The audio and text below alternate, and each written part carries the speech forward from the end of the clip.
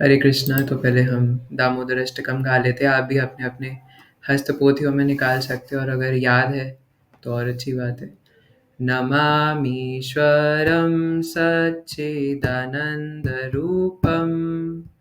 लसत्कुण्डलं गोकुले भ्रजमानं यशोदाभियोलुखलाधवमानं परामृष्टमत्यन्ततो धृत्य गोप्या यशोदाभियोलुखलाधवमानं परामृष्टमत्यन्ततो धृत्य गोप्या रुदन्तं मुहुर्नेत्रयुग्मामृजन्तं कराम्भोजयुग्मेन सातङ्कनेत्रम् रुदन्तमुहुर्नेत्रयुग्मामृजन्तं कराम्भोजयुग्मेन सातङ्कनेत्रम् मुहुश्वासकम्पत्रिरेखाककण्ठ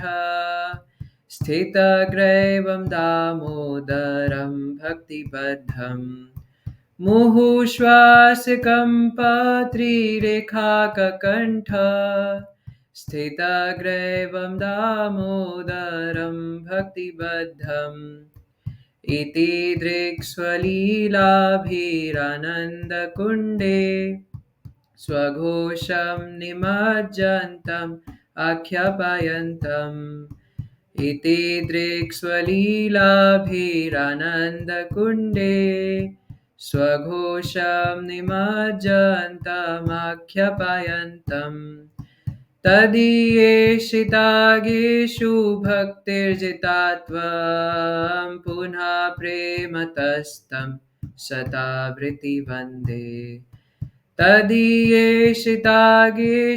भक्तिर्जितात्वं पुनः प्रेमतस्तं शतावृत्ति वन्दे वरं देवमोक्षां न मोक्षावधिं वा न चान्यं वृणेऽहं वरेशादपीह वरं देवमोक्षां न मोक्षावधिं वा न चान्यं वृणेऽहं वरेशादपीह इदं ते वपुर्नाथ गोपालबालं सदा मे मनस्याविरस्तं किमन्यहि इदं ते वपुर्नाथ गोपालबालं सदा मे मनस्याविरस्तं किमन्यहि इदं ते मुखं भोजमत्यन्तनीले वृतं कुन्तलैः स्निग्धरक्तैश्च गोप्या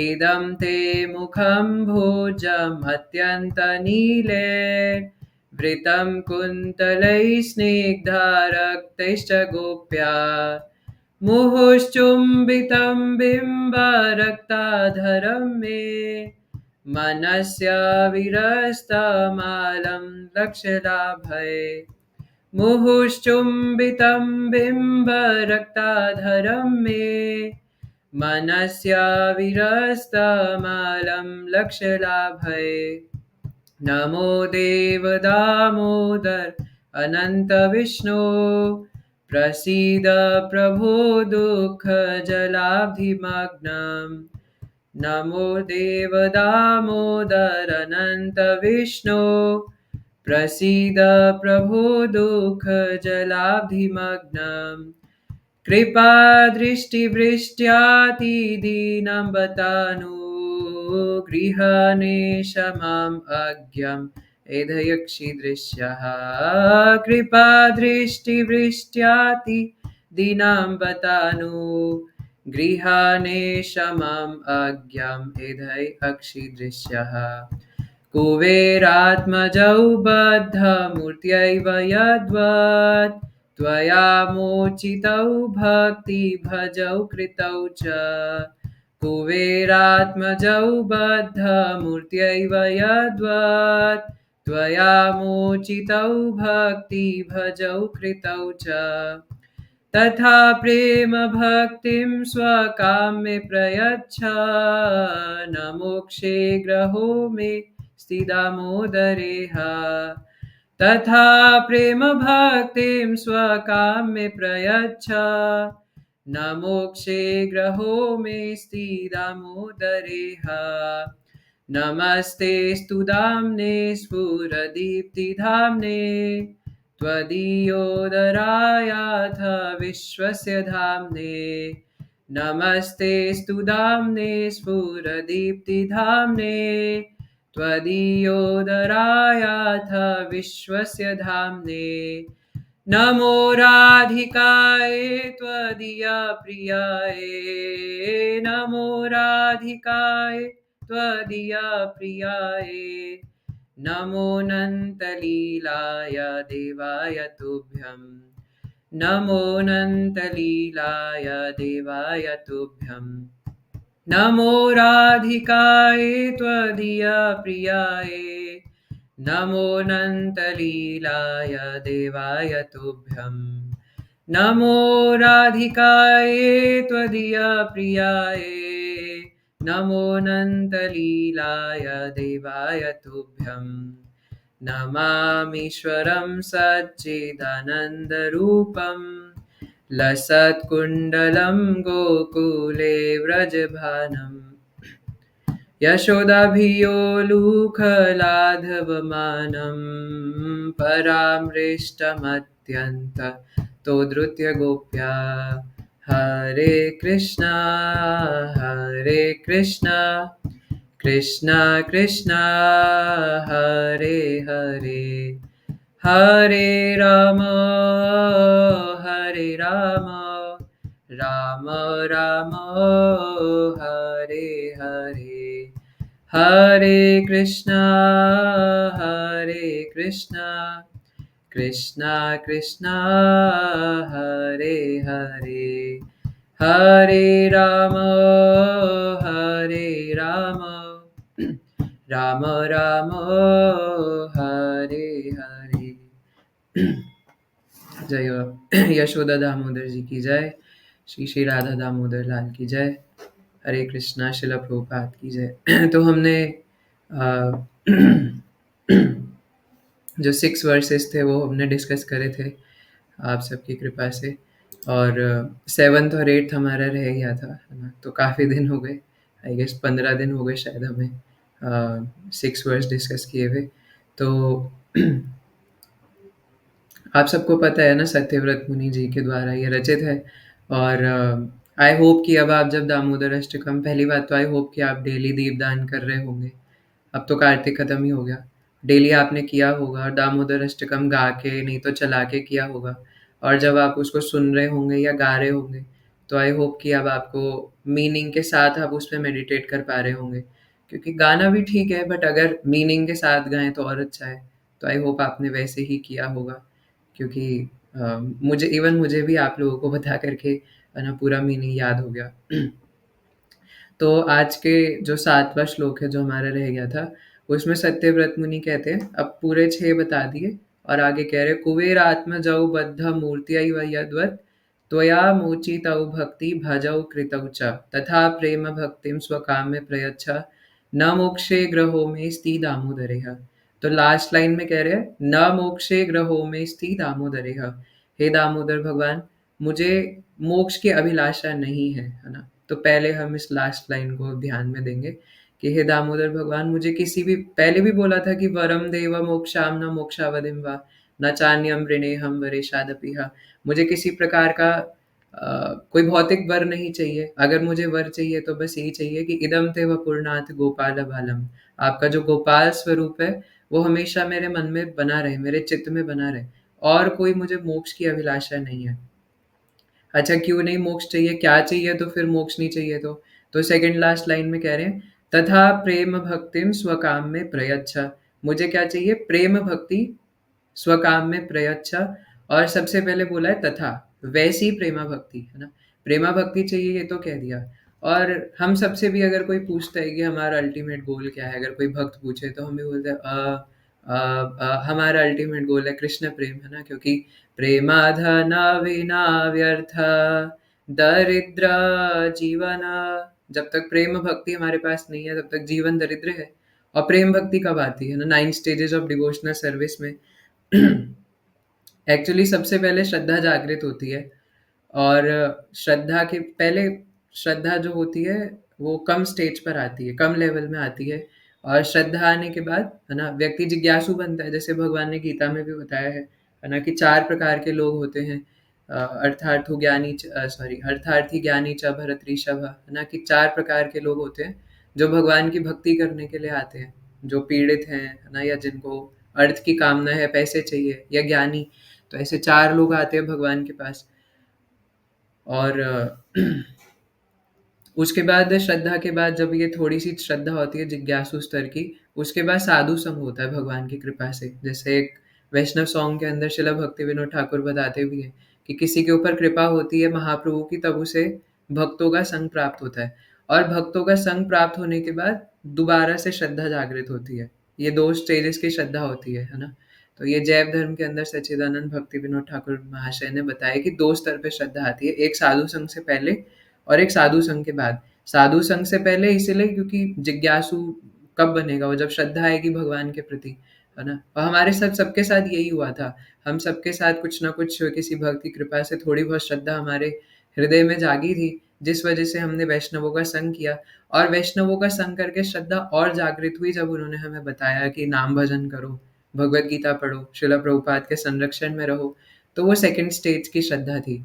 और फिर वो श्रद्धा जागृत होने से फिर भजन क्रिया होती है, जब वो बताते हैं। और भजन क्रिया के बाद अनर्थ निवृत्ति, फिर कहीं रुचि, निष्ठा, आसक्ति, भाव, प्रेम, है ना? तो जिस प्रेम की बात कर रहे हैं वो एकदम आखिरी अंतिम स्तर है ना? और भाव के स्तर तक भी हमारे कई सारे भक्त बताते हैं कि अनर्थ निवृत्ति के बाद भी इवन कुछ नेग्लिजिबल अमाउंट में, जैसे जब आसमान एकदम साफ होता है, आजकल तो देखने को मिलता नहीं, तो भी कुछ छुटर-मुटर बादल रह जाते हैं, है ना? तो वैसे ही हमारी कॉन्शसनेस में कुछ-कुछ मैल रह जाता है, जो भगवान की लीलाओं में अप्राकृत वृंदावन में जाके उसको भी खत्म कर दिया जाता है। जब हमें वहाँ प्रैक्टिस कराई जाती है ना, जीवात्मा को, कि कैसे भगवान की लीला में सर्व करना है। तो ये जिस प्रेमा भक्ति की बात कर रहे हैं, जो कि गोपियों के पास है ना, ब्रजवासियों के पास है, जिसको हम आगे डिस्कस करेंगे। अभी तो मैं जस्ट हम शुरुआत ही कर रहे हैं वर्ष की। तो वो प्रेम भक्ति, जैसे ये वाला जो अध्याय है ना, नलकूबर तथा मणिग्रीव का उद्धार, उसके अंत में भी बता रहे हैं, है ना, सुखदेव गोस्वामी, कि ये प्रेम भक्ति ही जीवात्मा का एकमात्र पर्पस है, उद्देश्य है, जो उसको अपने अंदर जागृत करना होता है ना? तो फर्स्ट लाइन पे अब आ जाते हैं, कुबेर आत्मा जव बद्ध मूर्ति वही अद्वैत। क्योंकि सत्यव्रत मुनि ने बोला तथा, यानी कि मुझे वैसी प्रेम भक्ति चाहिए। पर कैसी प्रेम भक्ति, वो उन्होंने पहले की 2 लाइन में बताया है। कुबेर आत्मा जव बद्ध मूर्ति अइव यद्वत। यद्वत मतलब ऐसी, है ना? यद्वत मतलब ऐसी, और तथा मतलब जैसी। कि जैसी प्रेमा भक्ति आपने कुबेर के पुत्रों को दी। कुबेर आत्मा जव, तो ये 3 शब्दों से बना है, कुबेर आत्मा और जव, है ना? तो कुबेर के खुद के पुत्र, उनको भगवान ने मुक्त करा। कुबेर आत्मा जव बद्धा, क्योंकि वो बंधे हुए थे।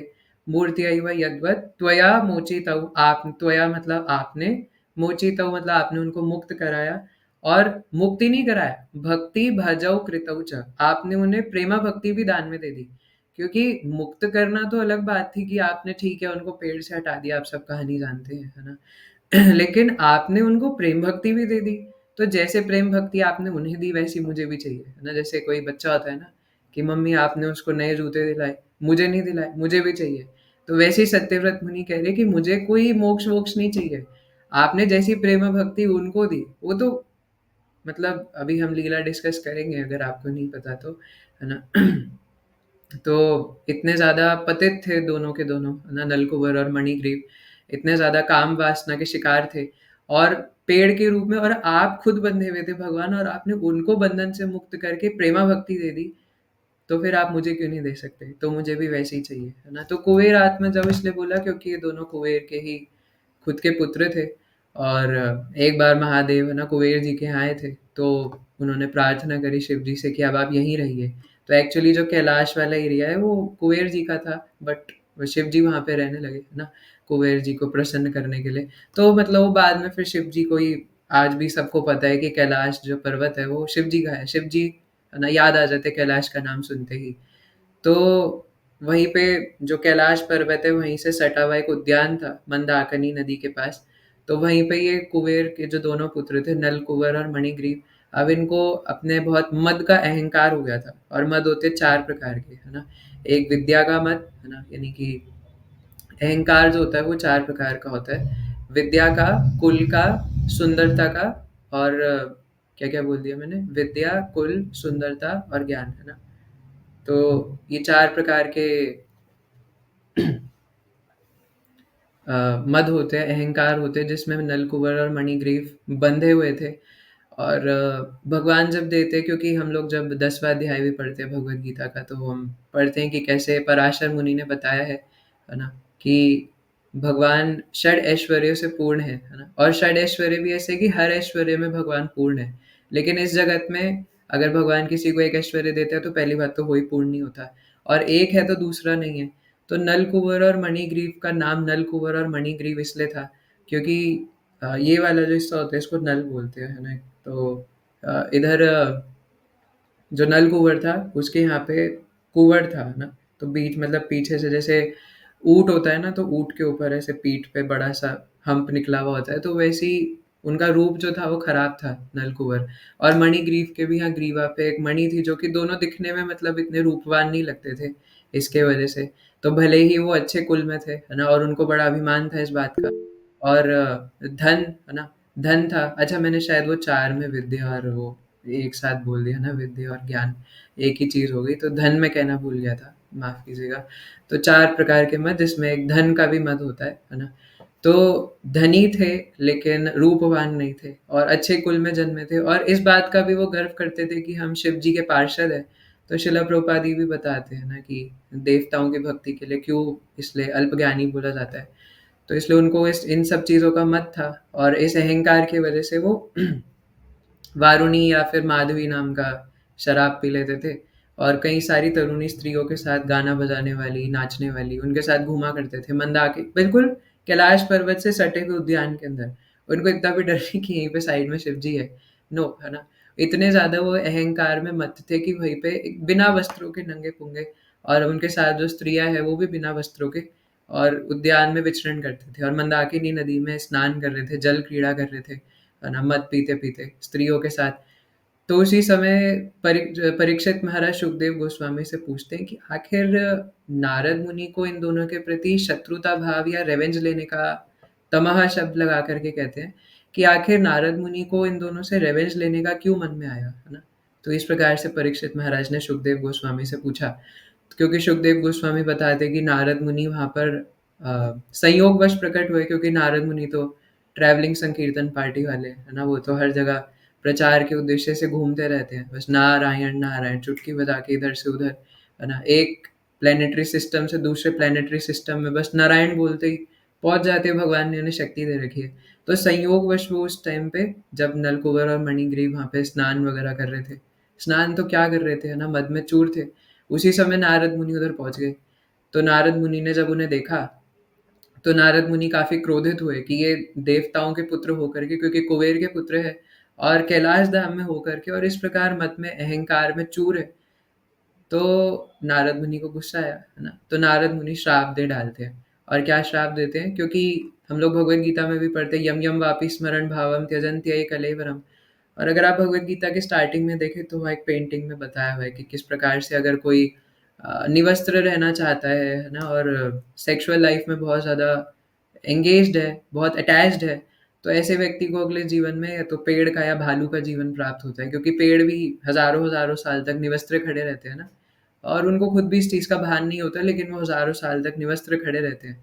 तो वैसे ही जो निवस्त्र होने में बहुत ज़्यादा, एक जो ब्रह्मचारी इन कृष्णा कॉन्शियसनेस शिला भक्ति विकास स्वामी महाराज की बुक है, उसमें महाराज बताते हैं कि अपने आप को निवस्त्र देखना भी मूर्खता की शुरुआत है ना? इसलिए इवन हमें नहाना भी नहीं चाहिए निवस्त्र होकर के।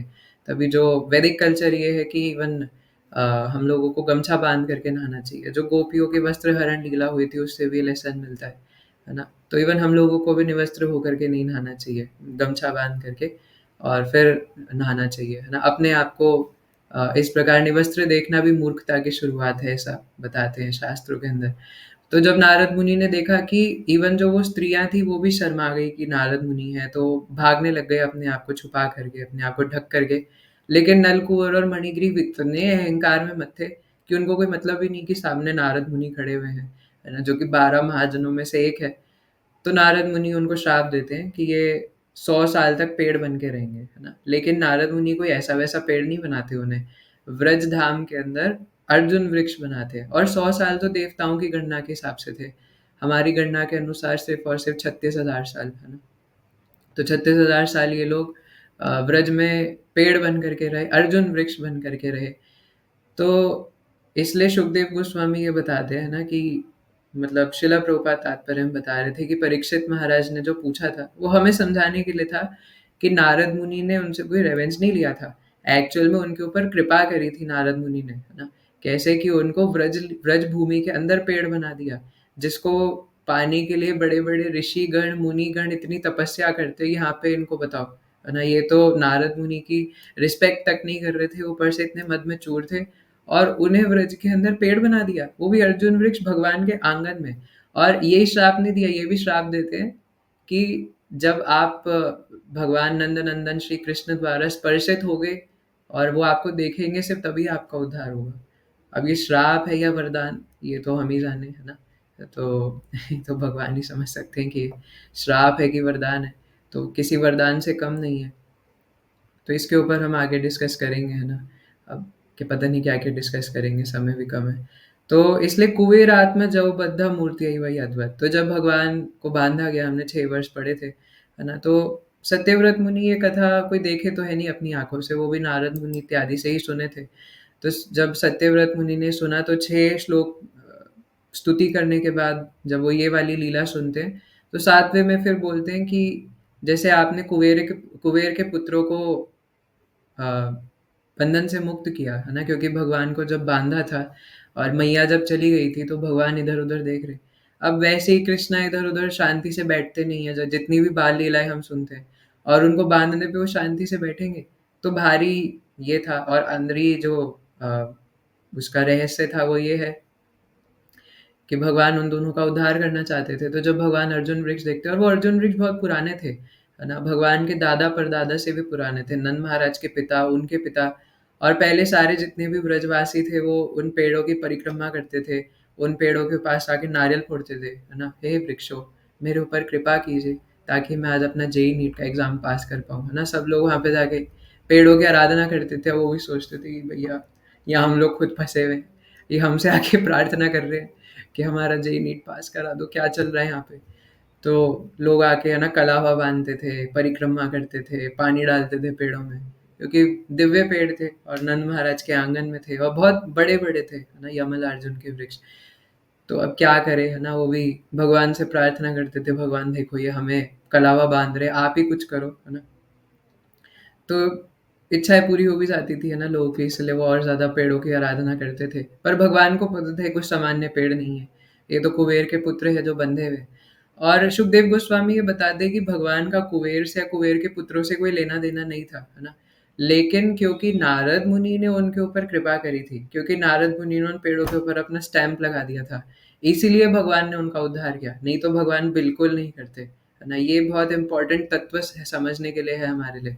तो क्योंकि भगवान ने देखा कि ये तो मेरे प्रिय भक्त नारद मुनि द्वारा उनको वचन दिए गए हैं, है ना? नारद मुनि ने कहा था कि मेरे स्पर्श से इनका उद्धार होगा, मेरे स्पर्श पाने से प्रेम भक्ति प्राप्त हो जाएगी इनको। तो इसलिए जब सुखदेव गोस्वामी ये कहते हैं, है ना, तो तमह नहीं था नारद मुनि के अंदर।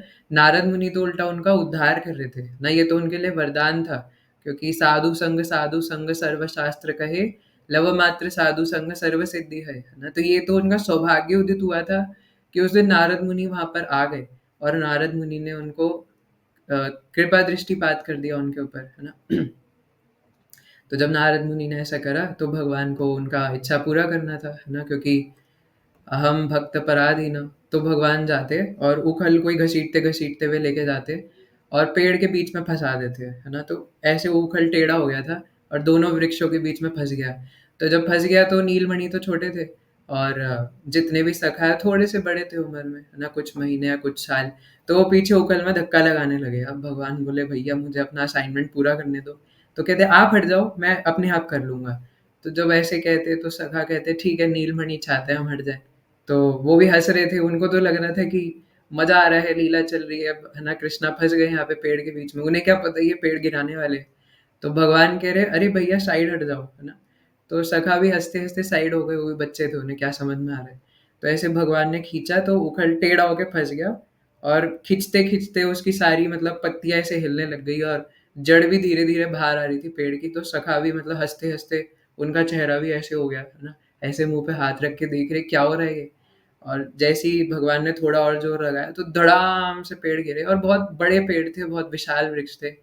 तो इतनी ज़ोर से तड़क-भड़क करके गिरे और बहुत भयंकर आवाज़ हुई। तो गुरु महाराज बता रहे थे कि उस दिन ये दिवाली से अगला दिन था, जिस दिन गोवर्धन पूजा मतलब पहले इंद्र पूजा के लिए सब लोग गए हुए थे।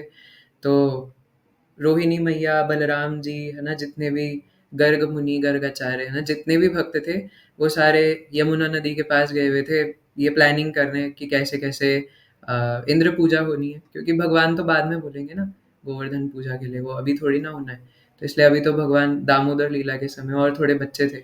तो इंद्र पूजा के लिए सब लोग गए हुए थे इकट्ठा करने के लिए कि क्या-क्या होना है, क्या-क्या सामान लाना है, सामग्री लानी है, कैसे-कैसे इंद्र पूजा होनी है।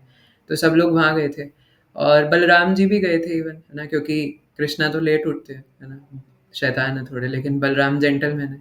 तो बलराम जी गए हुए थे और महाराज कह रहे थे कि उनका नाम भी बलभद्र, है ना? भद्र इसलिए है क्योंकि जेंटलमैन है बलराम जी, है ना? तो बलराम जी को किसी से कोई मतलब नहीं था, वो एक कोने में मतलब यमुना किनारे थे जहाँ पे सब लोग प्लानिंग कर रहे थे कैसे-कैसे इंद्र पूजा होगी। लेकिन बलराम जी साइड में जाके बैठे हुए थे और जितने भी सखा थे, वो भी बलराम जी के पास आके बैठ गए। क्योंकि जब भगवान कृष्ण अकेले होते हैं और बलराम जी नहीं होते, जैसे कालिया नाग वाली लीला में थे, तो कृष्णा बहुत उधम मचाते हैं ना और फिर कोई कंट्रोल करने वाला नहीं होता जब वहाँ पे लड़ाई होती है। लेकिन जब बलराम जी वहाँ पे होते हैं और अगर कृष्णा नहीं आए तो उधम मचाने वाला कोई है ही नहीं और बलराम जी की बात सब मानते हैं। अगर कोई शैतानी भी करो बलराम जी बोले ए चलो यहाँ चुपचाप बैठो, तो सब बैठते हैं, है ना? और कोई चुपचाप बैठे उसको भी बलराम जी बोलेंगे ऐसे करो, वैसे करो। मतलब जैसे-जैसे दादा बोलेंगे वैसे क्योंकि दादा है ना इसलिए दादागिरी करते हैं। तो मतलब जेंटलमैन है। तो इसलिए एक बार प्रभु जी भी कह रहे थे ना कि कृष्णा जो है वो उद्यमी बालक है, लेकिन बलराम जी एकदम जेंटलमैन है, प्यारे हैं। तो इसलिए बलराम जी की बात सब मानते हैं और हल मूसल धारण करके एकदम। तो जो भी जैसा बलराम बोले, है ना, दादा बोले वैसा-वैसा सब लोग करते हैं। तो जब सबने आवाज़ सुनी तो सब लोग चौंक गए कि भैया ये क्या हुआ? है ना? बलराम जी तो ज़्यादा नहीं चौंके, उनको पता है नीलमणि क्या है ना? शैतानी करता रहता है, फिर कुछ कर दिया होगा। लेकिन यशोदा मैया थे बस घर पे, उनको भी छोड़ रखा था कि आप कृष्णा को देखना, है ना? क्योंकि कोई होना चाहिए जो उसका ध्यान रखे। तो इसलिए बाकी सब लेकिन यज्ञ की तैयारी करने के लिए गए हुए थे। तो जब रोहिणी मैया, नंद महाराज सबने सुना कि इस प्रकार बहुत विशाल आवाज़ आई है और ये तो नंद भवन की तरफ से आ रही है, तो सब तो डर गए क्योंकि हमारे प्राण प्रियतम नंदनंदन कृष्ण, क्योंकि जब वो सुबह यज्ञ की तैयारी भी कर रहे थे तब भी उनके मन नंदनंदन कृष्ण के चरणों में ही लगे हुए थे। भले वो उनको लेकर नहीं आए थे, पर उनका मन निरस हो रखा था क्योंकि कृष्ण वहाँ पर उपस्थित नहीं थे और कृष्ण नहीं है तो फिर क्या फ़ायदा ज़िंदगी का। तो इसलिए वो सब लोग बहुत नीरस, उनका मन चित्त पूरे तरीके से नंदनंदन के चरणों में ही लगा हुआ था। तो जैसी आवाज़ आई उनके मन में पहले एक ही बात आई कि आखिर कृष्ण को कुछ हो तो नहीं गया? ये तो नंद भवन की तरफ से आवाज़ आ रही है। तो जितने भी ब्रजवासी थे वो तेज़ी से भागे। तो भागे तो देखा यशोदा मैया अंदर से निकल के आई और देखा कि 2 वृक्ष गिरे हुए हैं और वहीं पे तो भगवान को बाँधा था। कृष्णा भी दिख नहीं रहे, नीलमणि तो दिख नहीं रहा, कहीं पेड़ के नीचे ही तो नहीं आ गए और ये विचार करती यशोदा मैया बेहोश होके गिर पड़ी नीचे, मूर्छित हो गए। और यहाँ से जितने ब्रजवासी भाग करके आए, नंद महाराज ने भी देखा 2 वृक्ष पड़े हुए हैं। नंद महाराज ने भी, सबने यही सोचा कि कहीं कृष्णा को कुछ हो तो नहीं गया। लेकिन वहाँ उखल देखा और उखल के पास भगवान एकदम छोटे से तो थे भगवान, है ना? मतलब कितने आप सोच सकते हैं ना, एकदम गोलू-मोलू से छोटे से भगवान वहाँ पे और वो डर के मारे एकदम ऐसे बैठे हुए, है ना? आलती-पालती मार के दोनों हाथ ऐसे ज़मीन पे रखे हुए और एकदम डर के मारे बैठे हुए। डर के मारे क्यों? और वो सोचते हैं कि यार मैंने जब छोटा-सा मटकी तोड़ा था, तो मेरा इतना बुरा हाल किया मम्मी ने और अब जब पापा सामने से देखेंगे, क्योंकि वैसे भी पुत्र जो होते हैं वो माता के प्रति ज़्यादा आसक्त होते हैं और माता भी पुत्र के प्रति ज़्यादा आसक्त होती है। हालाँकि भगवान के केस में ऐसा नहीं होता, है ना? भगवान से तो गाय, बंदर, मोर सभी उतना ही प्यार करते हैं। तो भगवान सोचते हैं कि अरे यार, है ना? जब मैंने छोटी-सी मटकी तोड़ दी थी तो मम्मी ने मुझे बाँध दिया। अब सामने से पापा आ रहे हैं, है ना? अब देखेंगे कि मैंने पेड़ तोड़ दिए तो मेरा क्या हाल करेंगे? और वो भी 1 पेड़ नहीं, 2-2 पेड़ तोड़ दिए। और जब पेड़ तोड़े थे तो सब वहाँ पे सखा तो थे, तो उन्होंने देखा था कि 2 देवता उसमें से निकलते और अग्नि के समान चमक रहे थे और भगवान की स्तुति करते हैं, है ना? पूरा भागवतम में बताया, इवन भगवान उनको बोलते हैं, 5-6 साल की उम्र के भगवान छोटे से। और सखाओं को तो समझ नहीं आ रहा, वो कह रहे पता नहीं ये कौन-सी ब्रिटिश इंग्लिश में अलग ही बात कर रहे हैं, है ना? और भगवान उनसे कह रहे हैं कि मैं आपको पहले से जानता हूँ, मुझे पता है मेरे भक्त नारद ने आपके ऊपर कृपा करी थी और इसीलिए मैं आपका उद्धार करने आया था। और सखाओं को समझ नहीं आता, पता नहीं कौन लोग हैं, क्या बात कर रहे हैं ये पेड़ों में से निकले हुए लोगों से, है ना? पता नहीं क्या चल रहा है इधर। तो उनको तो कुछ समझ आता नहीं है, वो छोटे से भगवान, उनको क्या समझ में आएगा, है ना? एक बार जब ब्रह्मा जी ब्रज में आए थे, तो सखागण सोचते हैं ना, ये पता नहीं कौन 4 मुख वाला एलियन आ गया, है ना? फिर वो बोलते हैं कि ब्रह्मा जी से, है ना, कि आप कौन हो?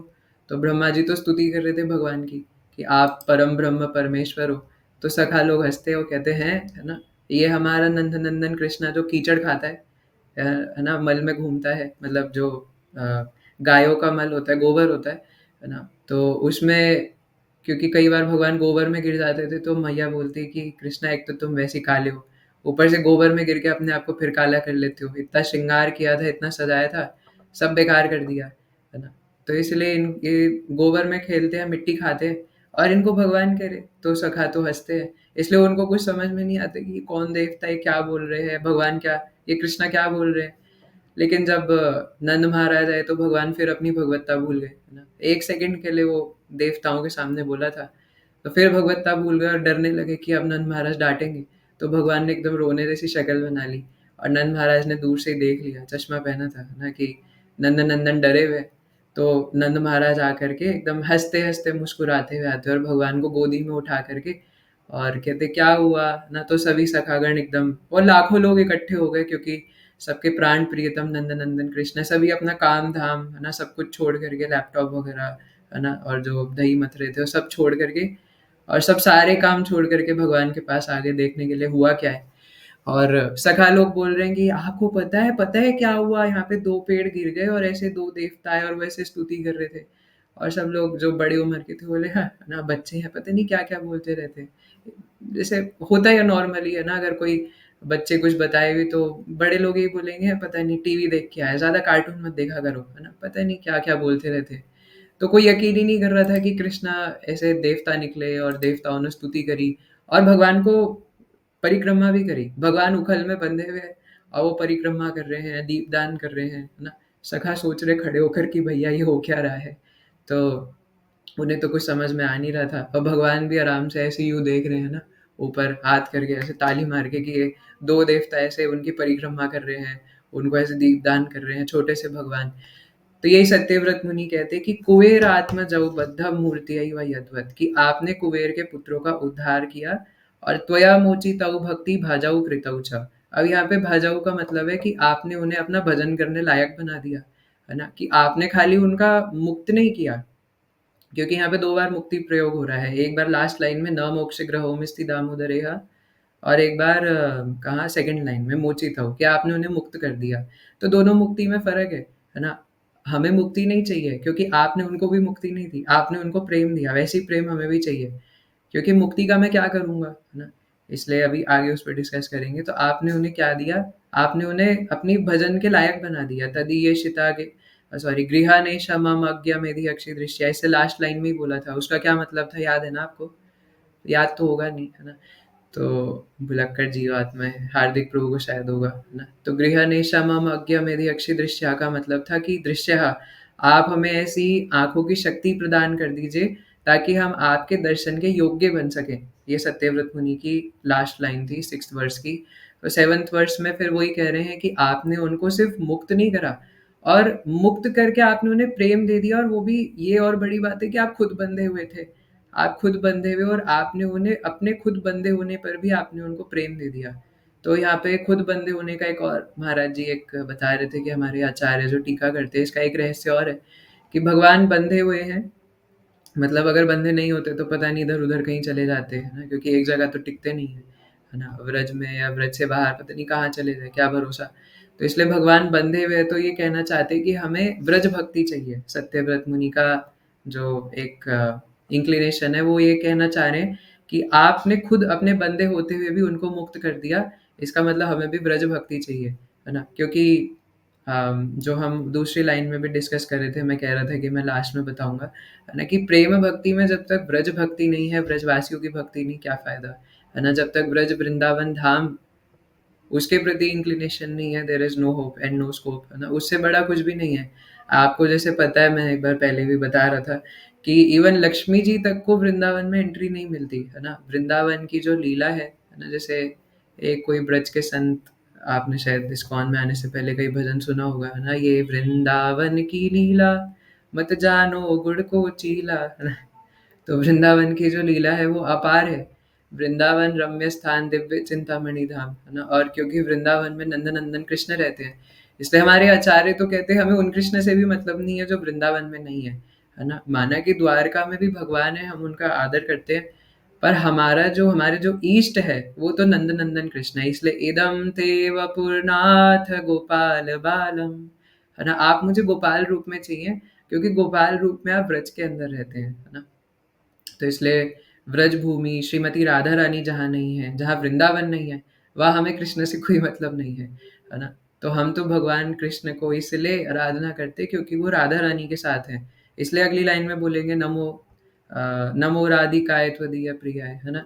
क्योंकि गौड़ीय वैष्णव होने का मतलब ही यही है, जहाँ राधा रानी नहीं है, है ना? आपको पता है सब। तो इसलिए तथा प्रेम भक्तिम स्वकाम में प्रयच्छ, है ना? आपने उनको प्रेम भक्ति दी और मुझे भी वैसी प्रेम भक्ति चाहिए। तो मैं कह रहा था कि लक्ष्मी जी ने भी एक बार प्रयास करा था वृंदावन में एंट्री करने का, है ना? लक्ष्मी जी आपको पता है ना? नारायण के, है ना? लक्ष्मी नारायण, तो जो कि दोनों एक दूसरे से अभिन्न है, अभिन्न तनु है ना? और लक्ष्मी जी ने भी जब वृंदावन में एंट्री करने की कोशिश करी, तो लक्ष्मी जी गए नॉर्मली कि हो जाएगी ब्रज में एंट्री, जैसे हम भी चले जाते। कैसे आए ब्रज में? जी मैं ट्रेन से आया, मैं छठी करा बस से आया, वहाँ से रैपिडो करके आगे आ गया, है ना? ऐसे आया मैं वृंदावन में, है ना? कोई बोले मैं ट्रेन से आया मथुरा जंक्शन, वहाँ से ऑटो करके आगे आ गया। ऐसे ब्रज में नहीं आ सकते। ब्रज में आ सकते हैं तो श्रीमती राधा रानी के सैंक्शन से, है ना? नित्यानंद प्रभु के सैंक्शन से, वरना नहीं, क्योंकि हेनो निताई बिने भाई राधा कृष्ण पाई थे, नहीं तो राधा रानी के पास भी वो सैंक्शन लेटर तब आएगा ना जब पहले निताई उस पे साइन करेंगे। तो इसीलिए तब एंट्री हो सकती है वृंदावन में, ऐसे थोड़ी ना। तभी तो बाहरी रूप से हम लोग वृंदावन को थोड़ी ना समझ सकते हैं। तो इसलिए लक्ष्मी जी भी आए, उन्हें लगा कि शायद ऐसी एंट्री हो जाएगी, है ना? और लक्ष्मी जी जब आए तो बाहरी वृंदा देवी के गेट कीपर्स ने रोक दिया कि सॉरी आप नहीं जा सकते। और लक्ष्मी जी बोलती अरे भैया, आपको पता नहीं मैं कौन हूँ, अपना आधार कार्ड दिखाते, है ना? उसमें लिखा हुआ था नारायण पत्नी लक्ष्मी, है ना? और एड्रेस पे वैकुंठ लिखा हुआ था। तो उन्होंने बोला हाँ हमें पता है आप लक्ष्मी जी हैं, आपके चरणों में प्रणाम, पर आप नहीं जा सकते, सॉरी आपके पास गेट पास नहीं है। गेट पास नहीं है, अरे देखो आधार कार्ड लक्ष्मी लिखा है। नहीं, नहीं आप सॉरी, आप आपके पास आधार कार्ड है, हम समझते हैं आप लक्ष्मी जी हैं, हम आपकी प्रार्थना भी हम आपको प्रणाम भी करते हैं, लेकिन सॉरी आपके पास गेट पास नहीं है ना? आपको अंदर जाना है, तो आपको रजिस्ट्रेशन करवाना था और रजिस्ट्रेशन आपने कराया नहीं। तो लक्ष्मी जी बोलती है रजिस्ट्रेशन? कौन-सा रजिस्ट्रेशन? है ना? तो वो है व्रजवासियों के चरणों में शरणागति, है ना? यही रागानुगा भक्ति है। तो जब तक आप लोग मतलब जब तक आप ब्रजवासियों की शरण नहीं लेंगे, तब तक वृंदावन में एंट्री नहीं मिलेगी, है ना? इसलिए ये तो ख़ैर वैसे लीला का पार्ट है ना, सिर्फ़ और सिर्फ़ हमें समझाने के लिए। तो इसलिए हमारे आचार्य बताते हैं कि लक्ष्मी जी आज भी बेलवन के अंदर तपस्या कर रही हैं कि उन्हें वृंदावन में एंट्री मिल जाए। तो वृंदावन में एंट्री मिलना इतना आसान नहीं है, तो नंदनंदन श्री कृष्ण की लीलाओं में एंट्री पाना एक ही बात है ना? और भगवान को समझना ये कोई सामान्य बात है क्या? कई बार हम लोग कहते हैं कि श्रीमती राधा रानी की लीला सुननी है, राधा रानी की लीला क्यों नहीं होती है? है, बिल्कुल है, श्रीमद् भागवतम में ही है ना? और हमारे शिला जीव गोस्वामी पाद के, शिला रूप गोस्वामी पाद के इतने सारे ग्रंथ हैं, वो पूरे राधा रानी की लीलाओं पर ही भरे पड़े हैं। राधा रानी के बारे में पूरे जगत को बताया किसने है ना? रूप गोस्वामी ने। लेकिन हम लोग पहले उसके अधिकारी तो बने, जब लक्ष्मी जी तक को एंट्री नहीं मिलती तो हमें कहाँ से मिलेगी? अभी अनर्थ हमारे छूटे नहीं हैं और बात कर रहे हैं राधा रानी के भक्ति की, है ना? तो निश्चित रूप से हम लोग सब श्रीमती राधा रानी के पार्टी के ही हैं, लेकिन पहले उस लायक तो बने, है ना? इसलिए हमारा तो कोई होप एंड स्कोप है नहीं, इसलिए फिर हम दोबारा वही कहते हैं, "हेनो निताई बिने भाई, राधा कृष्ण पाइते नहीं", क्योंकि वहाँ पे कुछ होप एंड स्कोप है। तो इसलिए ये प्रेम भक्ति की जो बात हो रही है वो, क्योंकि भगवान बंधे हुए हैं, तो यहाँ से बताना चाह रहे हैं कि हमें व्रज भक्ति चाहिए, है ना? जो व्रजवासियों के पास भक्ति है, क्योंकि ब्रजवासी भगवान को अत्यंत प्रिय है, अपनी जान से भी ज़्यादा प्रिय है भगवान को ब्रजवासी। और ब्रजवासी ही सबसे ज़्यादा भगवान कृष्ण से प्रेम करते हैं, तभी तो वो भूल जाते हैं कि ये भगवान है, भगवान की भगवत्ता भूल जाते हैं, तभी तो यशोदा मैया ने उन्हें बाँधा। और सुखदेव गोस्वामी जब ये भागवतम में वर्णन करते हैं, तो वो कहते हैं कि ये जो कृपा है वो ब्रह्मा जी, शिव जी और बड़े-बड़े ऋषि मुनियों तक को प्राप्त नहीं होती। अरे जब देवताओं को प्राप्त नहीं होती तो बड़े-बड़े ऋषि मुनि कहाँ हैं? जो यशोदा मैया के ऊपर हुई। क्यों? क्योंकि यशोदा मैया को भगवान के प्रति इतना प्रेम है, इतना प्रगाढ़ प्रेम है कि वो उसके कारण भगवान की भगवत्ता ही भूल जाती हैं, है ना? भगवान सोचो सहमे-सहमे, डरे-डरे उनसे भाग रहे हैं, है ना? जो कि मतलब भगवान क्या नहीं कर सकते। अपनी सोच मात्र से भगवान अनंत कोटि ब्रह्मांड भस्म कर सकते हैं। अनंत कोटि ब्रह्मांड को जन्म दे सकते हैं, अनंत कोटि ब्रह्मांड भस्म कर सकते हैं। अपने सोचने की शक्ति से। भगवान को यहाँ आने की भी ज़रूरत नहीं है ना? देवता स्तुति करते हुए दशम स्कंद में कहते हैं कि भगवान, आप गीता में कहते हैं कि परित्राणाय साधूनां विनाशाय च दुष्कृताम्, पर आप झूठ बोलते हैं, है ना? ये तो आपकी प्रकृति खुद कर लेगी, है ना? वो भी एक तत्व है, वो भी इम्पोर्टेंट है। लेकिन वो आपकी प्रकृति खुद कर सकती है। आप इस संसार में सिर्फ़ इसलिए आते हो ताकि आप अपने भक्तों के साथ लीलाओं का आदान-प्रदान कर सको। तो इसलिए भगवान का सिर्फ़ एक ही मोटिव रहता है इस संसार में आना, ताकि हमें याद दिला सके भूले-भटके जीवों को, है ना? कृष्ण भूलिया जीव भोग वांछा करे। कृष्णा भूलिया जीव अनादिर बहिर्मुख, है ना? तो हम लोग भगवान से अनादिर बहिर्मुख होकर के इस संसार में भटक रहे, इसलिए भगवान आते हैं। तो इसलिए ये जो प्रेम भक्ति ब्रजवासियों के पास है वो टॉप मोस्ट है, टॉप मोस्ट। इसलिए जितने भी ऋषि मुनि गण हैं उन सबका एक ही ये अ, चाह रहती है, अभिलाषा रहती है कि हमें ब्रजवासियों जैसी प्रेमा भक्ति चाहिए। तो सत्यव्रत मुनि यही कहते हैं, आप सबके कैमरा ऑफ हो गए, मुझे थोड़ा प्रॉब्लम हो रहा है ना? बताने में, इसलिए आप लोग कैमरा ऑन कर ले तो मेरे लिए बहुत ईज़ी रहेगा। आपसे प्रार्थना है। थैंक यू, है ना? प्लीज़ कोऑपरेट किया कीजिए, मैं डेली मैसेज में भी लिखता हूँ कि कैमरा ऑन रखिए, मुझे बीच में हिंडर करना पड़ता है क्लास को। तो इसलिए सत्यव्रत मुनि कहते हैं कि जैसे आपने कुबेर आत्मा जाऊ, है ना? उन दोनों को आपने भक्ति दी, प्रेमा भक्ति दी, ना सिर्फ़ मुक्त करा, वैसी प्रेमा भक्ति आप प्लीज़ मुझे भी दे दो, है ना?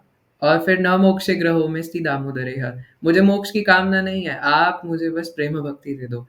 और ये मोक्ष की कामना वाली जो लाइन है ना, तो इसमें 2 बातें हैं। पहले एक बात तो ये है कि जितने भी हमारे आचार्य हुए हैं, है ना? उन सब वो सब एक ही बात बोलते हैं, "न मोक्षे ग्रहोमि स्थिता दामोदरेह", अलग-अलग रूप में। श्रील भक्ति विनोद ठाकुर महाशय यही बोलते हैं, है ना? कि आप मुझे चाहे कीड़े का जन्म दे दो भगवान, लेकिन आप मुझे ब्रह्मा मुखे सॉरी, बहिर्मुखा ब्रह्मा जन्मे नहीं मोर आस, है ना? आप मुझे ब्रह्मा का जन्म दे दो, लेकिन उसमें मैं आपसे बहिर्मुख हो जाऊँ, ऐसा जन्म मेरी आशा नहीं है। आप चाहे मुझे कीड़ा बना दो, लेकिन आपसे बस यही अभिलाषा है कि मेरे मुख से हरिनाम ना छूटे। आप चाहे मुझे किसी वैष्णव के घर में मल का कीड़ा बना दो, वो मुझे चलेगा। लेकिन अगर आप मुझे ब्रह्मा बना दो और वहाँ पर जाकर अगर मैं आपसे बहिर्मुख हो जाऊँ, तो इसका क्या फ़ायदा, है ना? हमारे जितने भी ऋषि-मुनि हैं, जितने भी बड़े-बड़े भक्त हुए हैं, ध्रुव महाराज को नंद महाराज कह रहा हूँ, नारद मुनि ने आकर के बोला, है ना, कि आप चॉकलेट ले लो बेटा, है ना? क्या ये सब नारायण-नारायण कर रहे हो? नारायण चाहिए। लो बेटा चॉकलेट ले लो, बड़ी वाली डेयरी मिल्क ले लो, है ना? बबली क्या होता है वो, है ना? पता नहीं। तो ये ले लो बेटा, है ना? कैडबरी का डब्बा ले लो, है ना? बिकानो का ले लो। क्या ये सब नारायण-नारायण कर रहे हो? अच्छा तुम्हें बड़ा महल चाहिए, ताजमहल चाहिए, ठीक है, तुम्हें बड़ा महल बनवा देंगे। नहीं, अब तो मुझे भगवान ही चाहिए। तो ये जब इस लेवल की उत्कंठा हो जाती है ना? प्रहलाद महाराज को कितना कुछ करने की कोशिश करी, लेकिन उनको कोई फ़र्क नहीं पड़ा, है ना? इसी प्रकार क्या नाम है उनका? राजा कुलशेखर, है ना? तो वो भी मुकुंदमाला स्तोत्र के अंदर यही बोलते हैं, है ना? कि भगवान मुक्ति की अभिलाषा नहीं है ना? आप मुझे कुछ भी बना दो, आप मुझे कुत्ता बना दो, आप मुझे नर्क में रख दो, बस एक ही अभिलाषा है कि मुख से हरिनाम ना छूटे और आपको ना भूलूँ। इसलिए इवन जो भक्त होते हैं वो मरने से नहीं डरते, वो डरते इस बात से कि मृत्यु के समय हम भगवान को ना भूल जाएँ। कहीं मृत्यु के समय हम कृष्ण को, नंदनंदन को, श्री गौर निताई को भूल ना जाएँ। उनका ये डर रहता है, उनको मृत्यु से कोई डर नहीं होता। मैं भक्तों की बात कर रहा हूँ, है ना? आप ये मत सोचिए कि मैं हमारी बात कर रहा हूँ, है ना? एटलीस्ट मैं अपनी बात तो नहीं कर रहा हूँ। तो इसलिए मैं शुद्ध भक्तों की बात कर रहा हूँ। जो शुद्ध भक्त होते हैं वो मृत्यु से नहीं डरते, है ना? उनको कोई डर नहीं रहता कि हम गाड़ी में जा रहे हो, गाड़ी पलट गई तो पलट गई, है ना? बस मैं उस मृत्यु के समय भगवान को ना भूलूँ, ये उनका डर रहता है। तो "न मोक्षे ग्रहो में स्थित दामोदरेह", इसलिए हमारे जितने भी आचार्य हैं, मैं कोट करने का समय नहीं है ना? दूसरा वर्ष भी अभी बचा हुआ है। तो सेकंड बात ये मैं कह रहा था कि एज़ ए इस्कॉन डिवोटी, है ना, मुझे ऐसा लगता है कि हम लोग ऐसा कई बार सोचते होंगे कि मुझे कौन-सा मोक्ष चाहिए, है ना? हाँ, मुझे पता है मुझे मोक्ष नहीं चाहिए, मोक्ष किसको चाहिए, है ना? दूसरों को भी शायद बताते होंगे, क्यों? है ना? दूसरों को जाके बताते होंगे कभी ना कभी कृष्णा प्रभु, है ना, प्रचार करते हुए कि मोक्ष तो एकदम थर्ड क्लास है, मोक्ष तो एकदम गोबर के समान है। जब हमारे पास चिंतामणि है, हमारे शास्त्रों में एक्चुअली बताया है कि एक्चुअली हमारे आचार्य कहते हैं, जैसे गुरु महाराज हमेशा एक एग्ज़ाम्पल देते हैं कि हमारे हृदय में 3 चुड़ैल बैठी है ना? कौन-कौन सी? भुक्ति, मुक्ति और सिद्धि, है ना? भुक्ति मतलब भोग करने की अभिलाषा, और सिद्धि मतलब आपको पता है पानी पे चलना, फलाना-फलाना, मैजिक शो, है ना? और मुक्ति, है ना? तो भुक्ति, मुक्ति और सिद्धि कामी, है ना? भक्तिविनोद ठाकुर कहते हैं कि मैं भुक्ति, मुक्ति, सिद्धि नहीं चाहता। तो ये भुक्ति, मुक्ति, सिद्धि 3 चुड़ैल अगर हमारे हृदय में होंगी, और प्रेमा भक्ति क्या है ना? भक्ति क्या है? एक प्रिंसेस। तो जब वो प्रेमा भक्ति आके देखेगी, है ना? जैसे आपने कभी डिज़्नी की स्नो वाइट वगैरह शायद अगर देखी हो बचपन में, तो अगर वो प्रिंसेस वहाँ पे आके देखेगी यहाँ पे 3 चुड़ैल ऑलरेडी हृदय में बैठी है, तो वो वहाँ एंटर नहीं करेगी, है ना? कि ओह! ना बाबा, यहाँ तो चुड़ैल बैठी है। इसलिए हमें ये हृदय से मल निकालना पड़ेगा। तो मैं कह रहा था, एज़ अ इस्कॉन डिवोटी हम लोग दूसरों को भी जाके बोलते हैं कि हमें मुक्ति नहीं चाहिए, मोक्ष बेकार है। तो हमें लगता होगा मुझे कौन-सा मुक्ति चाहिए? मुझे पता है मुक्ति बेकार है। ठीक है, हमें शायद बाहरी रूप से शब्द के रूप में हम कहते हो हमें मुक्ति नहीं चाहिए। बट अब डेफिनिशन के अकॉर्डिंग देखिए, अन्यभिलाषिता शून्यम ज्ञान कर्मादि अनावृतम, है ना? क्या हम पूरे तरीके से जो भक्तिविनोद ठाकुर महाशय बोल रहे हैं कि आप मुझे कीड़ा भी बनाओ, क्या हम उसके लिए तैयार हैं? क्योंकि इसका मतलब ये, अगर हम तैयार होंगे तो अनन्ययाश्च चिन्तयन्तो माम ये जनः पर्युपासते, है ना? दृढ़ निश्चय होगा भगवान की कृपा के ऊपर कि भगवान रक्षा करते हैं, भगवान पालन-पोषण करते हैं। क्या हमें ये पूर्ण विश्वास है कि भगवान मुझे जैसे रखेंगे मैं वैसे रह लूँगा, है ना? भगवान मुझे जो देंगे मैं उस कंडीशन में रह लूँगा, है ना? जब तक ये विश्वास नहीं, हम कैसे बोल सकते हैं मुझे मुक्ति नहीं चाहिए? क्योंकि मुक्ति का मतलब क्या होता है? कि मैं अपने दुःखमयी अ, प्रवृत्ति से निकलना चाहता हूँ या दुःखमयी सिचुएशन से निकलना चाहता हूँ। पर जब हमें ये विश्वास ही नहीं कि भगवान मुझे जैसे रख रहे हैं वैसे रखें, भगवान का आशीर्वाद है, भगवान भूखा रखे तो भूखा रखे, खाना प्रदान करे तो करें। तो इवन कभी खाना नहीं मिलता तो सबसे पहले यही आता है मन में, है ना? कि हम तो भगवान की भक्ति कर रहे थे, बताओ प्रसाद तक नहीं दिया भगवान ने हमें, है ना? प्रसाद तक देते नहीं हैं और बात करते हैं भक्ति की, है ना? शुद्ध भक्ति की। कैसे भगवान है जब हमें प्रसाद तक नहीं दे रहे? ऐसे-ऐसे विचार तो मन में आते हैं। तो किस मुँह से हम लोग कह सकते हैं कि हमें मुक्ति नहीं चाहिए, है ना? तो इसलिए रामानंद राय कहते हैं कि कृष्ण भक्ति रस भाविता मति क्रियताम यदि कुतोपि लभ्यते तत्र लौल्यमपि मूल्यमेकलम जन्म कोटिर सुकृतिर् न लभ्यते, है ना? जन्म कोटि कोटि करोड़ों जन्म में हमने कितने सुकृतियाँ करी है वो मैटर नहीं करता। सिर्फ़ एक ही चीज़ मैटर करती है भक्ति में, और वो है भक्ति, है ना? प्रेमा भक्ति की लौल्यम, भगवान को पाने की लालसा कितनी है। तो जब ये एक भक्त का हृदय जब इस स्तर तक पहुँच जाते हैं कि मेरे गुरु महाराज, मेरे भगवान मुझे जैसे रखेंगे मैं वैसे रह लूँगा, तब भगवत कृपा होती है ना? तब भगवान उसको, अब भगवान के तो हम है ही, है ना? लेकिन भगवान उठा करके एकदम शुद्ध भक्ति हमें प्रदान कर देते हैं, जब इस स्तर तक हम पहुँच जाते हैं, है ना? कि भगवान जैसे रखेंगे मैं वैसे रहने के लिए तैयार हूँ 100%। इसी को अनअलॉयड डिवोशनल सर्विस कहते हैं कि भगवान पर पूर्ण तरीके से आश्रित। तो ये जो नारद मुनि ने दोनों नलकूबर और मणिग्रीव को श्राप दिया था, ये एक्चुअली वरदान था। इसलिए हमें पता चलता है कि गुरु का कितना इम्पोर्टेंट रोल है हमारे लाइफ में, है ना? क्योंकि हमें चाहे पता ना लगे, हम चाहे उसको फ़ील ना कर पाएँ क्योंकि भौतिकता में ग्रस्त है, वैसे फ़ील कर सकते हैं अगर हम थोड़ा आँखों से देखें और थोड़ा विवेक से समझने का प्रयास करें, है ना? तो कई बार ऐसा भी मन में आता है कि पता नहीं गुरु महाराज की क्या इच्छा, मेरे साथ ऐसा क्यों कर रहे हैं? ऐसा हल्दर महाराज कह रहे थे, परम पूज्य शिला हल्दर महाराज, है ना? कि मेरे साथ ऐसा गुरु महाराज क्यों कर रहे हो? उनके साथ तो वैसा करते हैं। है ना? कई-कई तरीके के आते हैं मन में, मैं तो ज़्यादा महाराज से ऑफ़लाइन मिल नहीं पा रहा, मुझसे तो महाराज उतनी बात नहीं करते जितनी बाकी सबसे करते हैं, है ना? तो ऐसे तरह-तरह की चीज़ें आती हैं। लेकिन वो क्या श्लोक था? ब्रह्मांड भ्रमिते कौन भाग्यवान जीव, गुरु कृष्ण प्रसाद पाए भक्ति लता बीज, है ना? पूरे अनंत कोटि ब्रह्मांड में घूमने के बाद कोई एक भाग्यवान ऐसा जीव मिलता है जिसको गुरु कृपा का भक्ति लता बीज प्राप्त होता है। भक्ति लता बीज दीक्षा के द्वारा देते हैं गुरु, है ना? और फिर वो बीज को संचित करके पेड़ बनाना शिष्य का काम होता है। गुरु का काम नहीं है वो करना, वो सिर्फ़ बीज प्रदान करके चले जाते हैं। अब बंजर ज़मीन, पहले तो ज़मीन ढूँढना, फिर अगर बंजर ज़मीन है तो उसको फर्टाइल बनाना, फिर फर्टाइल बनाने के बाद फिर उसको क्या कहते हैं, खुदाई, पता नहीं क्या बोलते हैं ना, फावड़े से ऐसे-ऐसे करते हैं ना, तो वो करना, फिर उसमें बीज बोना, फिर बीज बोने के बाद जब वो छोटा-सा सैपलिंग बनेगा उसकी रक्षा करना कि वो आंधी-तूफ़ान में मर ना जाए। फिर वो और बड़ा होगा तो उसकी जानवरों से रक्षा करना, हाथ जोतना। फिर वो और बड़ा होगा तो उसकी और बड़े-बड़े हाथियों से रक्षा करना, बाउंड्री बनाना। ये सब शिष्य का काम है ना? लेकिन गुरु इस प्रकार से कृपा करते हैं, इसलिए गुरु हमारे लिए बहुत इम्पोर्टेंट है। साक्षाधारे त्वेन समस्त शास्त्रे, है ना? तो साक्षात हरि है गुरु। साक्षात हरि का मतलब ये नहीं कि वो आइडेंटिकल है हरि से, लेकिन क्योंकि वो मुकुंद प्रेष्ठा है ना, हमारे आचार्य श्रील रघुनाथ दास गोस्वामी अपने मना शिक्षा में बताते हैं कि भगवान गुरु मुकुंद प्रेष्ठा है ना? यानी कि भगवान मुकुंद के बहुत प्रिय है, प्रियतम है, और उनके प्रिय होने की वजह से ही वो हमारे सब कुछ हैं। जब तक गुरु के चरणों में आसक्ति नहीं है, तब तक भगवान के प्रति भक्ति जागृत हो ही नहीं सकती, है ना? जब तक उनके प्रति शरणागति का भाव नहीं है, कि वो मुझे जैसे रखे मैं वैसे रहूँगा, जैसे मेरे साथ करना चाहे वैसे कर लें, है ना? और अगर कोई गलती करे तो ये गिल्ट अगर नहीं आ रहा कि मेरे गुरु महाराज मुझे देख रहे हैं, चाहे हम दीक्षित हैं या नहीं हैं, एटलीस्ट शिला प्रभुपाद से तो हम सब कनेक्टेड है ना। तो जब तक हमारे अंदर ये गिल्ट नहीं आ रहा कि मैंने कुछ गलत कर दिया तो प्रभुपाद को कितना दुख होगा, क्योंकि प्रभुपाद मुझे देख रहे हैं, मेरे गुरु महाराज जिनसे मैं दीक्षा लूंगा या ले चुका हूँ, वो मुझे देख रहे हैं, उनको कितना कष्ट पहुंचेगा। जब तक ये स्तर नहीं है तो कहाँ भक्ति स्टार्ट हुई है? अभी क्या शरणागति की बात आप लोग कर रहे हो, है ना? क्या, कहाँ, किस मुंह से हम शरणागति की बात करें जब तक 1% भी हमारे गुरु के प्रति प्रेम जागृत नहीं है, है ना? तो ये मैं अपने आप को समझाने के लिए बोल रहा हूँ। तो इसलिए न मोक्षे ग्रहो में सी दामोदरेह, मुझे मोक्ष नहीं चाहिए, है ना? और यहाँ पे ये गुरु के प्रति शरणागति, है ना? और गुरु ही सब कुछ है।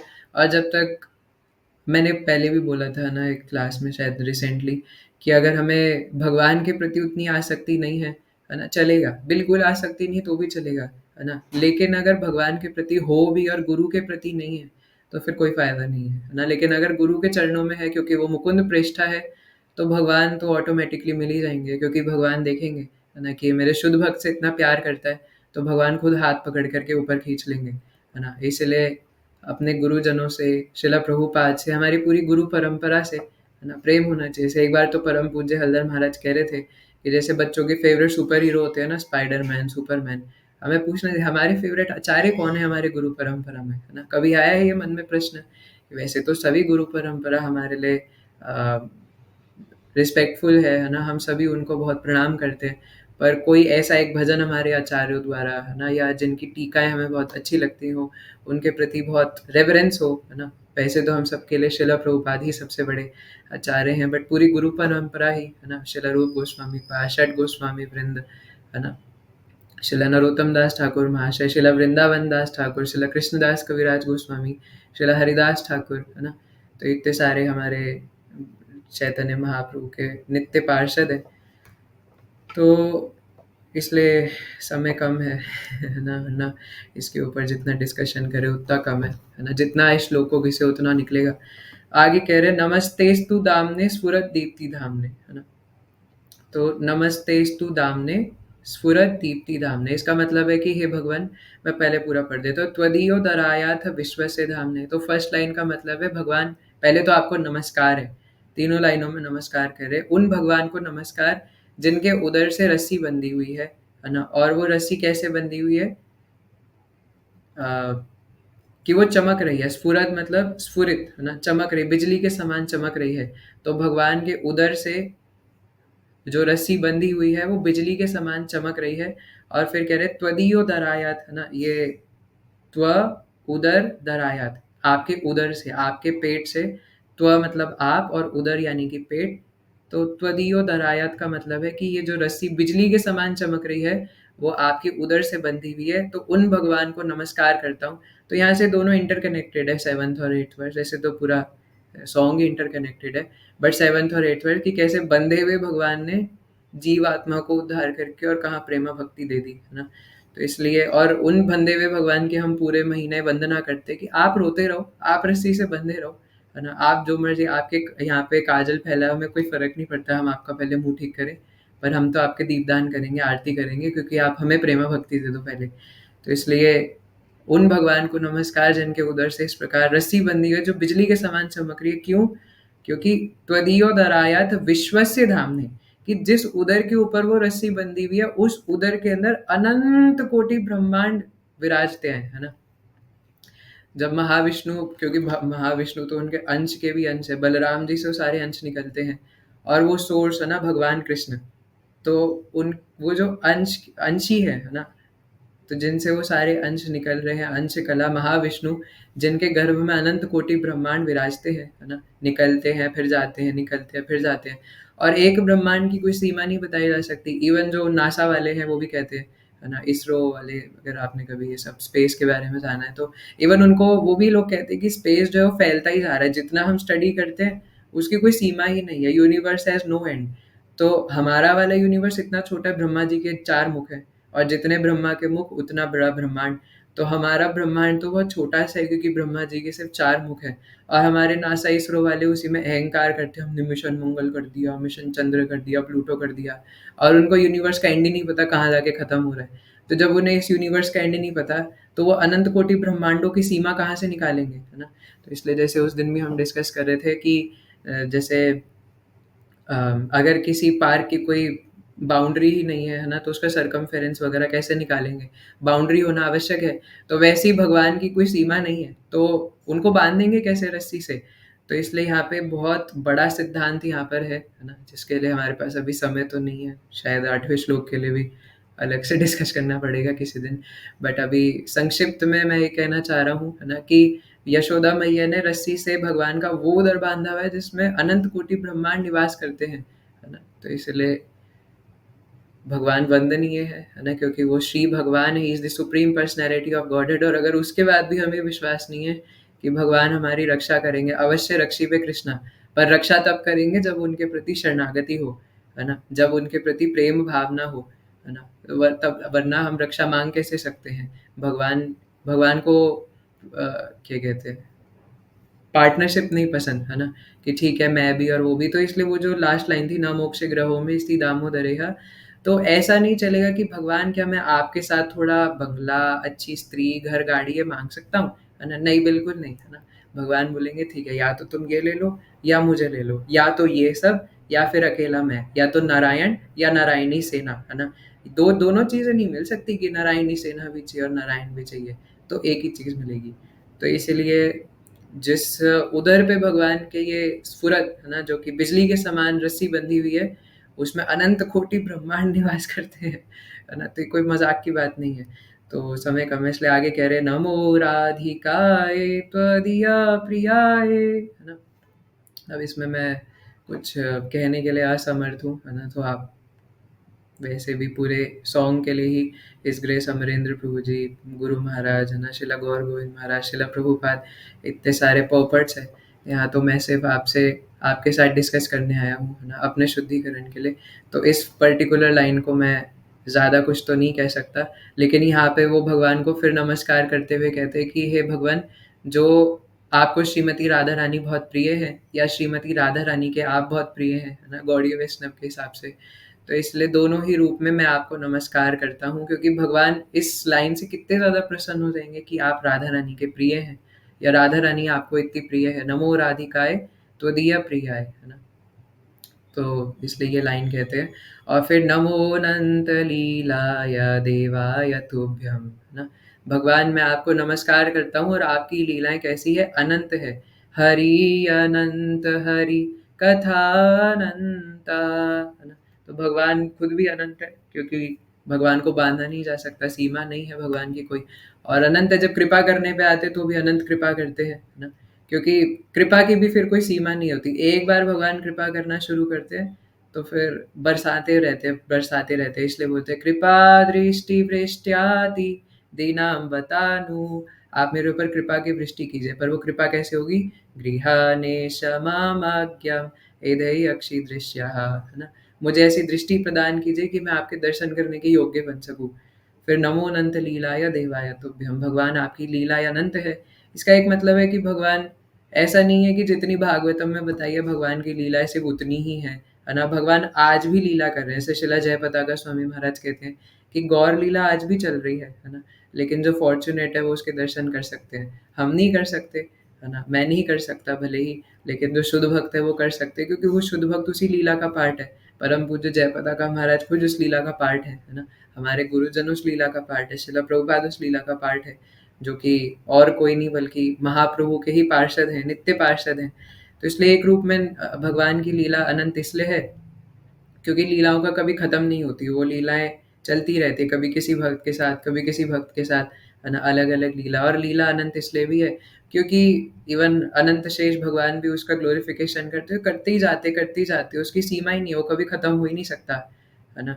इसलिए उनके सहस्त्र फंड कम पड़ जाते हैं जब वो भगवान का ग्लोरिफिकेशन करने निकलते हैं।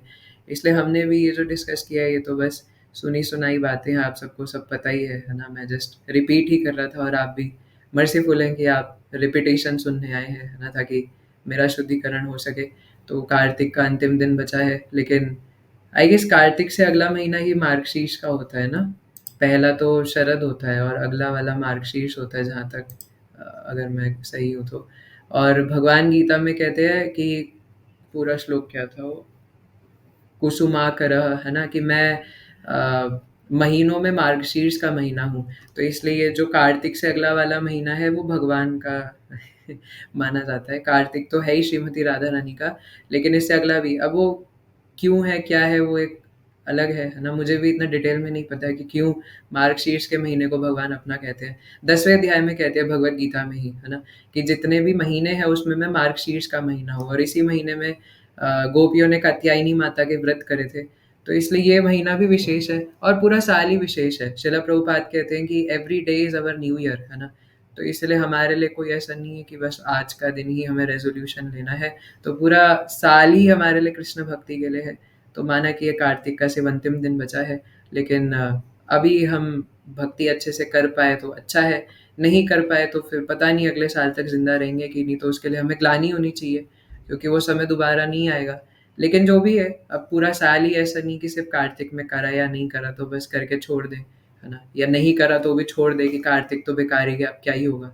ऐसा नहीं है ना? हम भक्ति भगवान को पाने के लिए कर रहे हैं, कोई कार्तिक व्रत के लिए खाली नहीं कर रहे, है ना? कुछ लोग तो सिर्फ भीष्म पंचक करते हैं 5 दिन का, कि बाकी सब भाड़ में जाए, बस 5 दिन का भीष्म पंचक सही से कर लूँ, है ना? तो ऐसा नहीं है, वो तो एक तरीका है कि भगवान को प्रेम करने का एक और अपॉर्च्युनिटी मिल जाती है। लेकिन पूरा साल ही, है ना, इवन पूरे जन्म ही या अनंत कोटि जन्म ही हमें भगवान को प्रेम करना है ना? और वही तथा प्रेम भक्तिम स्वकाम्य प्रयच्छ। तो इसलिए अब हम यहीं पे विराम देंगे, है ना? बाकी बहुत कुछ डिस्कस कर सकते थे, तो ठीक है, समय हो चुका है ना? काफ़ी डिवोटीज़ धीरे-धीरे लीव भी हो रहे हैं, तो थैंक यू सो मच आप सभी का इतनी देर तक रुकने के लिए, और अपनी कृपा प्रदान करने के लिए। हैंड रेज़ क्वेश्चन है इसमें भी, बताइए।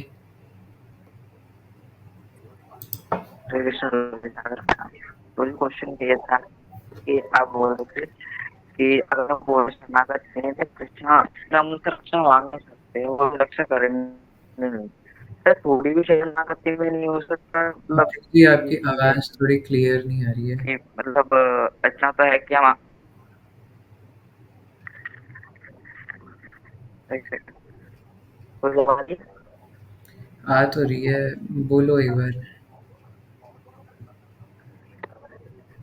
हाँ वो मैं कह रहा था, आप कह रहे थे कि जब तक हम कृष्णा को शरणागत नहीं होंगे तब तक ना वो रक्षा करेंगे और ना हम रक्षा मांगने के लायक है।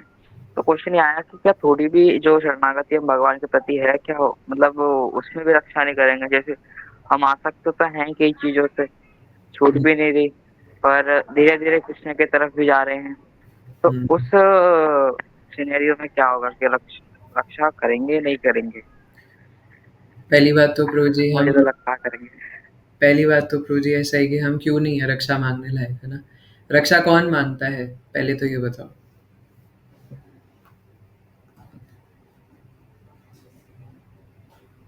कौन मांगता है रक्षा रक्षा? जो जो कहते अपनी वो रक्षा दीन वो मतलब जिसके। करने से नहीं है, हाँ हाँ। वो ये रक्षा माँगेगा। तो यही तो सारी बात है। हमें बस इतना समझना है कि मैं दीन हूँ, मैं हीन हूँ, मैं अपनी रक्षा खुद नहीं कर सकता। इस संसार में और कोई मेरी रक्षा नहीं कर सकता, सिर्फ़ भगवान मेरी रक्षा कर सकते हैं। तो जब इस भावना से जाएँगे तो भगवान रक्षा करेंगे।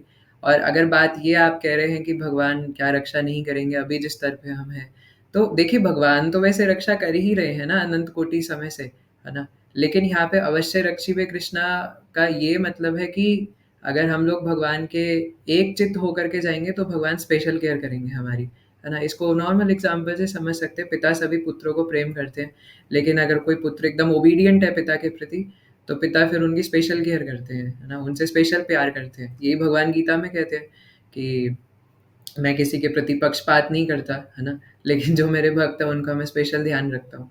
बस उतनी ही बात है, राइट? ये वेरी कुछ है। Okay, thank you so much. तो 3 बार हरे कृष्ण महामंत्र आप सबकी प्रसन्नता के लिए। हरे कृष्णा, कृष्ण कृष्ण हरे हरे, हरे हरे कृष्ण राम, हरे कृष्ण राम कृष्ण राम, कृष्ण राम हरे हरे हरे, हरे हरे, राम हरे राम राम राम हरे हरे, कृष्ण कृष्ण हरे कृष्ण हरे हरे, हरे, हरे राम हरे राम राम, राम राम हरे राम, हरे हरे। हरे, हरे कृष्ण कृष्ण कृष्ण, कृष्ण हरे कृष्ण हरे, हरे हरे राम, हरे राम राम, राम राम हरे हरे। हरे हरे। श्री श्री यशोदा दामोदर लाल की जय। जगत गुरु श्रील जय प्रभुपाद की जय। अनंत कोटि वैष्णव वृंद की जय। निताई जय, गौर प्रेमानंदे। हरि हरि बोल। हरे हरे बोल।